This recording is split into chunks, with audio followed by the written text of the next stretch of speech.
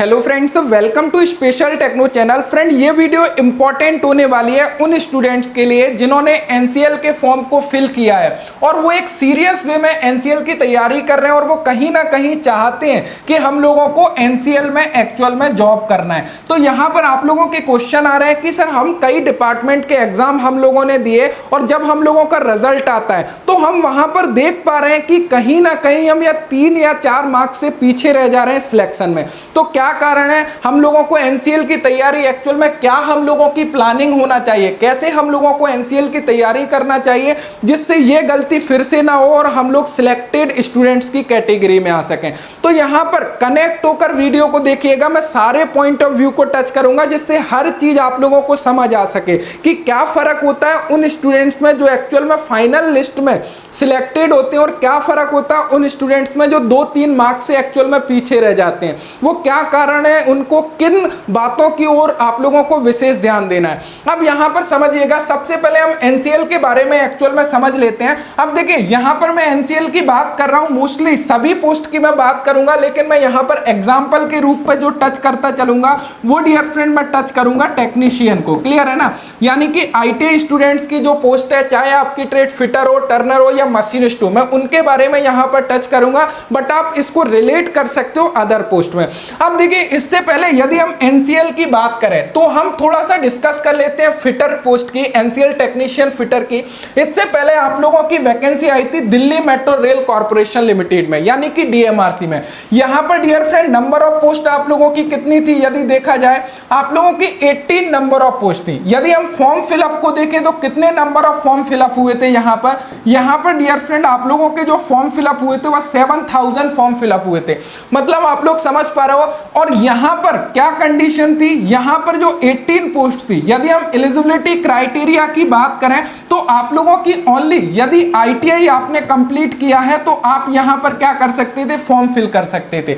लेकिन यदि my dear friend मैं बात करूं किस कंडीशन की? एनसीएल की कंडीशन की। यहां पर नंबर ऑफ पोस्ट काफी अच्छी है, लगभग 146 पोस्ट है और यहां पर आप लोगों का क्या है? आईटीआई प्लस अप्रेंटिसशिप है, लेकिन नंबर ऑफ पोस्ट ज्यादा है। यदि हम डीएमआरसी की बात करें इससे पहले तो 18 पोस्ट होने की वजह से काफी सारे आईटीआई स्टूडेंट्स ऐसे थे जिन्होंने डीएमआरसी के फॉर्म को फिल नहीं किया था। इसलिए यहां पर जो आप लोगों को नंबर दिखाया गया था डीएमआरसी ने कि total number of form fill up दिखाए गए थे वो 7000 दिखाए गए थे। लेकिन उस कंडीशन में यदि हम एनसीएल की बात करें तो कहीं ना कहीं एनसीएल में टेक्नीशियन पोस्ट में नंबर ऑफ फॉर्म उससे ज्यादा फिलअप होंगे। अब चीजों को समझिएगा, मैं कंपेयर क्यों कर रहा हूं, वहां पर हर चीज को थोड़ा सा पॉइंट टू पॉइंट टच करके चलिएगा। देखिए डियर फ्रेंड, हम एग्जांपल के तौर पे मान लेते हैं कि एनसीएल में हमारे जो फॉर्म फिलअप होंगे वो लगभग 12000 के आसपास हम मान लेते हैं कि फिटर टेक्नीशियन पोस्ट में हम लोगों के फॉर्म फिलअप होंगे।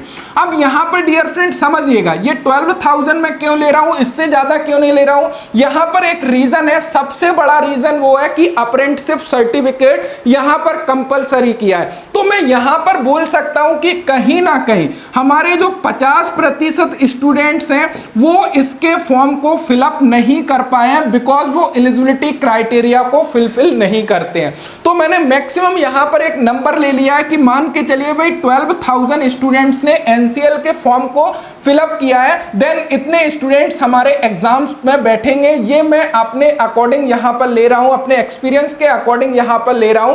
कोई भी एनसीएल की ऑफिशियल वेबसाइट पर यह शो नहीं किया गया कि कितने नंबर ऑफ फॉर्म फिलअप हुए। समझिएगा बात को। अब यहां पर आप लोगों को क्या देखना है? अब देखिए एक चीज समझिएगा, यहां पर चाहे आप कोई भी एग्जाम दे रहे हो, किसी भी पोस्ट का एग्जाम दे रहे हो, वहां पर 2 कंडीशन होती है। 2 टाइप के स्टूडेंट्स आपको मिलेंगे। एक टाइप के स्टूडेंट्स वो मिलेंगे जो रियल में अपने एग्जाम को लेके बहुत ज्यादा सीरियस होंगे और वो एग्जाम के लिए रियल में मेहनत करते हैं। दूसरे टाइप के स्टूडेंट्स रहेंगे कि हाँ भाई आपने भी फॉर्म को फिल किया है तो कहीं ना कहीं मैं भी फॉर्म को फिलअप कर दूं। उनकी तैयारी एकदम जीरो रहती है। और यदि मैं इन स्टूडेंट्स की बात करूं जिनकी तैयारी जीरो रहती है, उन स्टूडेंट्स का नंबर माय डियर फ्रेंड निकल के आता है 60%। क्लियर है ना? तो यहां पर जो भी आप कॉम्पिटिटिव एग्जाम दे रहे हो उसमें यदि देखा जाए तो लगभग 60% स्टूडेंट्स माय डियर फ्रेंड ऐसे होते हैं जिनकी तैयारी जीरो होती है लेकिन वो फॉर्म को फिलअप करते हैं। ये चीज आप लोग समझ पा रहे हो। अब हमारे पास कितने 40% स्टूडेंट्स बचे। क्लियर है ना, कितने? 40% स्टूडेंट्स बचे।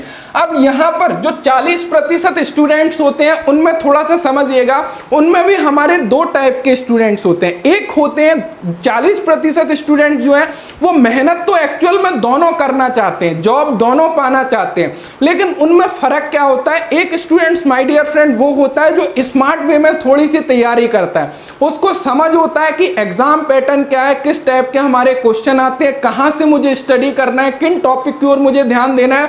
और दूसरा स्टूडेंट जो होता है जो मेहनत करने के लिए तो तैयार है लेकिन उसको सही गाइडलाइन एक्चुअल में नहीं पता होती। तो समझ पा रहे हो, वहां से हमारे एक्चुअल में 20% स्टूडेंट्स कम हो जाते हैं और हमारे पास बचते हैं माय डियर फ्रेंड 20% स्टूडेंट। तो आप जो है आप सबसे पहले ये समझिएगा कि आप किस कैटेगरी में एक्चुअल में आ रहे हैं, क्योंकि कई सारे स्टूडेंट्स हैं जो मेहनत तो करना चाह रहे हैं लेकिन अभी तक उन्होंने एनसीएल के बारे में अपना एक पॉइंट ऑफ व्यू ही नहीं बनाया कि एक्चुअल में हम लोगों को क्या पढ़ना है, कहां से पढ़ना है, कहां से क्वेश्चन आएंगे, किस टाइप के क्वेश्चन आएंगे। तो सबसे पहले अपने आप पर आप लोगों को स्टडी करना है और ये देखना है क्या मैं ये 20% स्टूडेंट्स में आ पा रहा हूं। अब देखिए यहां से जो होता है कंपटीशन स्टार्ट। अब जो 20% स्टूडेंट्स हैं मैं उन स्टूडेंट्स के बारे में यहां पर बात करने वाला हूं कि उनको एक्चुअल में क्या करना है। और यहां पर जो 20% स्टूडेंट्स हैं वही स्टूडेंट्स हैं जो हर डिपार्टमेंट का एग्जाम देते हैं, कहीं 1 नंबर से, कहीं 4 नंबर से, कहीं 5 नंबर से पीछे रह जा रहे हैं। क्लियर है ना, हर बार वो एग्जाम दे रहे हैं लेकिन कहीं ना कहीं वो एक नजदीक आकर उस पॉइंट से बाहर हो रहे हैं। तो अब इस चीज को थोड़ा सा समझिएगा, उन स्टूडेंट्स को एक्चुअल में क्या करना चाहिए ऐसे कंडीशन में जिससे कि उनको कहीं ना कहीं सक्सेस मिल सके।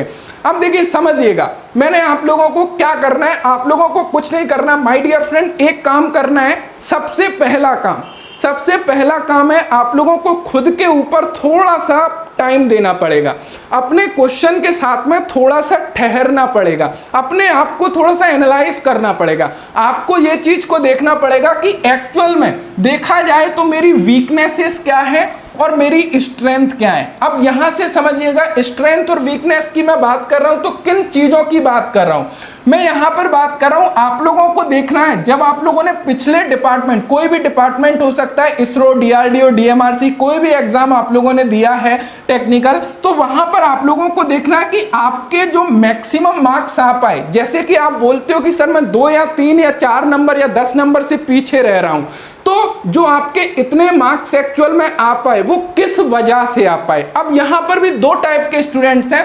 कई स्टूडेंट्स से मैंने ये क्वेश्चन किया तो उनका जवाब क्या आता है, सर मेरा टेक्निकल बहुत स्ट्रांग है, टेक्निकल मेरा बहुत स्ट्रांग है लेकिन मैं नॉन टेक्निकल के जो मेरा पार्ट आता है उस पार्ट बहुत ज्यादा मेरा वीक है। तो उनको जवाब खुद ही मिल जाएगा कि भाई मेरा जो एग्जाम नहीं निकल रहा है, एक्चुअल में क्यों नहीं निकल रहा है मेरा एग्जाम। समझ पा रहे हो, तो उनको कहां पर फोकस करने की जरूरत है, उनको फोकस करने की जरूरत है अपनी वीकनेस के ऊपर। उनको अपनी वीकनेस मिल गई है कि मेरी वीकनेस क्या है, मेरा जो नॉन टेक्निकल है वो कहीं ना कहीं माय डियर फ्रेंड मेरा कमजोर है, लेकिन मेरा टेक्निकल स्ट्रांग है और इसको अपनी पॉजिटिविटी बना के लेना है, इसको स्ट्रेंथ बनाना है। देन आपको यहां पर काम करना है और यहां से आपको जंप करना है। समझ पा रहे हो ये चीज को। अब देखिए, अब बहुत सारे स्टूडेंट्स हैं, अब यहां पर ऐसा नहीं समझिएगा कि आप टेक्निकल, आप लोगों के मान के चलिए 75 क्वेश्चन टेक्निकल आने हैं, तो ऐसा मत समझिएगा कि 75 में से यदि आप 50 क्वेश्चन ला रहे हो, 60 क्वेश्चन करेक्ट कर रहे हो तो आपका टेक्निकल बहुत अच्छा, बिल्कुल नहीं है।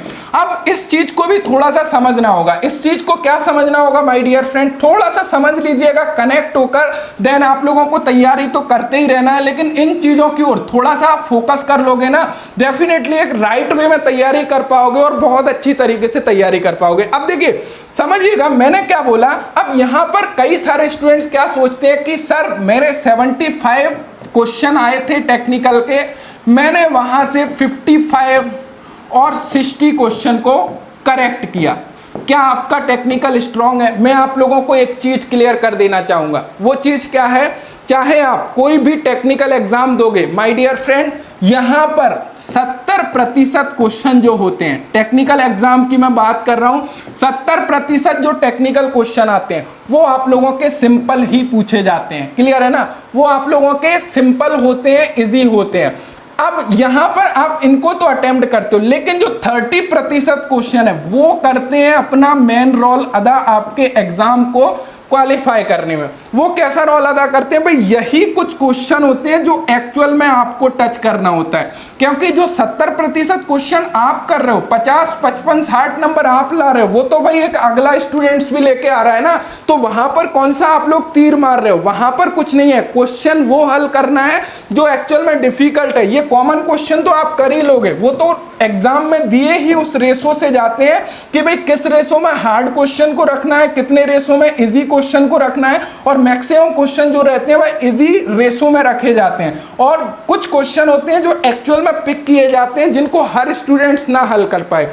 तो आप लोगों को अब यहां पर क्या है भाई, आप लोग मानते हो कि हाँ सर मेरा 75 क्वेश्चन में से कहीं ना कहीं मैं 60 क्वेश्चन 55 क्वेश्चन तो ला रहा हूं, लेकिन यहां से भी आप लोगों को जंप करना है। यदि 75 में से आप 67 नंबर 70 नंबर तक लेकर आते हो तो डेफिनेटली बोल सकता हूं आप जॉब के बहुत नजदीक हो। अब इसके लिए आप लोगों को क्या काम करना है कि भाई टेक्निकल में आप लोगों को देखना है, टेक्निकल में बहुत सारे आप लोगों के टॉपिक्स हैं, तो आप लोगों को ये चीज को देखना है कि भाई कौन से टॉपिक्स मेरे स्ट्रांग हैं। लाइक आपने देखा होगा आप लोगों के एग्जाम्स में क्या होता है माय डियर फ्रेंड, आप लोगों को खुद जब आप स्टडी करते हो टेक्निकल में तो आपको एक खुद के ऊपर बहुत ज्यादा कॉन्फिडेंस होता है कि हाँ यदि सर हीट ट्रीटमेंट में से कोई क्वेश्चन आ जाए मुझे पता है मेरा रॉन्ग नहीं होगा, लिमिट फिट टॉलरेंस में से आ जाए मुझे पता है मेरा रॉन्ग नहीं होगा। क्यों? क्योंकि भाई आप लोगों के कॉन्सेप्ट क्लियर है, वो आप लोगों के क्या है कॉन्सेप्ट क्लियर है। तो आप लोगों को ये चीज के ऊपर फोकस करना है कि भाई कौन से वो चैप्टर हैं जिनसे क्वेश्चन आएंगे वो मेरे क्वेश्चन छूटने की शंका है। अब वो हो सकते हैं वेल्डिंग से आप वीक हो या फिर सीट मेटल से आप वीक हो, तो वो चीजों को समझ रहे हो। अब यहां पर भी चैप्टर में दो कैटेगरी होती है। कौन सी कैटेगरी? एक टेक्निकल में आप लोगों के ऐसे चैप्टर होते हैं, चाहे आपकी ट्रेड फिटर हो, टर्नर हो या मशीनिस्ट हो, जहां से मैं बोल सकता हूं या आप बोल सकते हो कि सर यहां से क्वेश्चन आएंगे ही आएंगे। मैं यहां पर कुछ टॉपिक के नेम बता देता हूं। लाइक आप मेजरमेंट मेजरिंग टूल की बात करें, क्वेश्चन आना ही आना है। कटिंग टूल की बात करें, क्वेश्चन आएगा। हीट ट्रीटमेंट की बात करें, मेटल की बात करें, लिमिट फिट टॉलरेंस की बात करें, पावर ट्रांसमिशन की बात करें, वेल्डिंग की बात करें, तो ये कुछ टॉपिक हैं। तो आप लोगों को जब ये पता है कि सर यहां से तो क्वेश्चन आना ही है, तो उन क्वेश्चन की ओर आप लोगों को विशेष फोकस देना है, उन टॉपिक की ओर विशेष फोकस देना है। अब थोड़ा सा आपको एक्स्ट्रा ऑर्डिनरी बनना पड़ेगा, सीएनसी से आजकल क्वेश्चन दे रहा है तो वहां थोड़ा सा ध्यान देना पड़ेगा। तो उन सारी चीजों को आप लोगों को फोकस करना है और एक स्मार्ट वे में माय डियर फ्रेंड तैयारी करना है। क्लियर है ना? तो ये चीजों को आप लोगों को समझना होता है। तैयारी तो आप भी कर रहे हो, तैयारी आपका कॉम्पिटिटर भी कर रहा है, बट फर्क क्या होता है? फर्क केवल इतना होता है कि 4-5 क्वेश्चन वो सही कर देते हैं ऐसे टॉपिक के जो आप लोगों ने कहीं ना कहीं नहीं पढ़े हैं या वीक हैं आपके, और वो आपसे आगे निकल जाता है। तो यहां पर ये समझिएगा भाई एक रेस है आप लोगों की। ऐसा नहीं है कि मैं क्या ऐसा बोल सकता हूं, क्या मैं ऐसा बोल सकता हूं कि भाई सभी स्टूडेंट्स की जॉब लगेगी? बिल्कुल नहीं लगेगी। आपको पता है कि भाई 146 पोस्ट है तो 146 स्टूडेंट्स ही सिलेक्ट होंगे। बशर्ते मैं आपको एक गाइडेंस दे सकता हूं कि भाई इस वे में आप लोगों को ऐसे तैयारी करोगे तो डेफिनेटली चांसेस आप लोगों के हाई हो जाते हैं कि आप कहीं ना कहीं सिलेक्शन के दायरे में आ सकते हैं। बाकी डियर फ्रेंड ऐसा कोई टॉपिक नहीं है कि जिसको मैं अपने एनसीएल के क्रैश कोर्स में नहीं कवर करा रहा हूं। एनसीएल का जो हमारा क्रैश कोर्स चल रहा है डेफिनेटली काफी सारे स्टूडेंट्स उसको ज्वाइन कर चुके हैं, लगभग 200 प्लस स्टूडेंट्स वहां पर ज्वाइन कर चुके हो, और डेफिनेटली मैं ये अपनी गारंटी दावे के साथ कह सकता हूं कि मैक्सिमम रिजल्ट में वहां से लेकर आने वाला हूं। जिस टाइप से मैंने डीआरडीओ में आप लोगों से बोला था कि डेफिनेटली भाई दिल से मेहनत करता हूं, हर चीज के ऊपर काम करके मेहनत करता हूं और बोलता हूं कि डेफिनेटली भाई यहां से रिजल्ट आएगा ही आएगा। और मैंने आप लोगों के सामने लिस्ट भी पब्लिश करी डीआरडीओ का जैसे ही रिजल्ट आया कि भाई ये 171 स्टूडेंट्स हैं जिनका रिजल्ट यहां पर हुआ है। किस वजह से? सही गाइडेंस की वजह से, सही तरीके की वजह से, सही पॉइंट पर फोकस करके। एक्चुअल में होता क्या है, देखिए होता क्या है एक्चुअल में, कंडीशन कहां फंसती है, चाहे आप सेल्फ स्टडी करें चाहे आप किसी टीचर से पढ़ें, आप लोगों के साथ में दिक्कत क्या होती है? आप लोगों का कोई रिक्रूटमेंट आया, अब आपका जब रिक्रूटमेंट आता है उससे आप लोगों को मान के चलिए एग्जाम तक मैक्सिमम मान रहा हूं कि 5 मंथ आपको मिल जाते हैं। तो यहाँ पर क्या है, आप लोगों के पास में एक लिमिटेड टाइम होता है और उस लिमिटेड टाइम में एक्चुअल में आप लोगों को ये चीजें देखना होती है कि किन पॉइंट पर फोकस करें। चाहे आप ऐसे पॉइंट पर अपने टाइम को बर्बाद करें जिन पॉइंट से नंबर ऑफ क्वेश्चन बहुत सिंपल आने वाले हैं। समझिएगा, मेरे वर्ड को समझिएगा। मैं ये नहीं बोल रहा हूं कि उन टॉपिक से क्वेश्चन नहीं आएंगे, मैं ये बोल रहा हूं उन टॉपिक से क्वेश्चन आएंगे बट सिंपल आएंगे, जिनके ऊपर इतना टाइम अभी देने की जरूरत नहीं है। आपने पहले से उसको बहुत ज्यादा टाइम दिया, वो बहुत अच्छी बात है, लेकिन अभी एक रिक्रूटमेंट का दौर है, आप लोगों का रिक्रूटमेंट आ गया है, नंबर ऑफ वैकेंसी आ गई, तो अभी किस टॉपिक के ऊपर कितना टाइम आप लोगों को देना है वो डिसाइड करना है और मैं उसी के अकॉर्डिंग आप लोगों को सारा कुछ फोकस कराता हूं, उसी के अकॉर्डिंग आप लोगों की तैयारी कराता हूं आप लोगों के कोर्स में। क्लियर है ना? तो ये चीजें हैं जहां से आप लोगों के जो क्वेश्चन आ रहे थे। डेफिनेटली यदि आप इन सब चीजों के ऊपर काम करोगे, अपने ऊपर काम करोगे, तो आप देख पाओगे कि भाई एक्चुअल में कहां कमी है और मुझे कहां काम करने की जरूरत है। और डेफिनेटली यदि आप उस तरीके से काम करोगे तो आप लोगों को बहुत ज्यादा फायदा होगा। बाकी मेरा फुल सपोर्ट आप लोगों के साथ में रहता है। कंप्लीटली मैं अपने एनसीएल के क्रैश कोर्स में कंप्लीट इसकी तैयारी आप लोगों को करा रहा हूं। यदि आप भी ज्वाइन करना चाहते हो तो सिंपल डिस्क्रिप्शन में लिंक है स्पेशल टेक्नो एंड्रॉइड एप्लीकेशन की, वहां से जाकर आपको एप्लीकेशन को डाउनलोड करना है, देन वहां से आप ज्वाइन कर सकते हो। सो डियर फ्रेंड, आशा करता हूं ये सारी चीजें आप लोगों को क्लियर हुई होंगी और आपको आपके सवाल का एक्चुअल में जवाब मिला होगा कि कैसे तैयारी करना है, किन पॉइंट के ऊपर आप लोगों को फोकस करना है।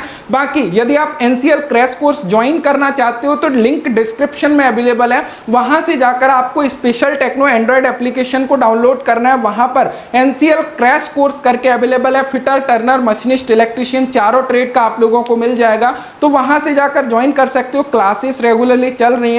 सो thank you so much video देखने के लिए। Thanks for watching and bye.